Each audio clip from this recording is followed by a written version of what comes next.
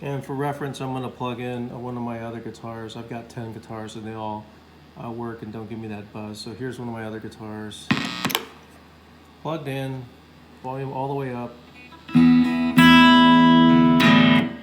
No buzz. No buzz. No buzz. Volume's all the way up. No buzz.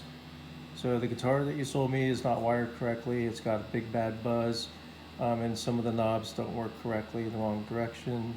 They go in the wrong direction, and the other coil split only works for one of them.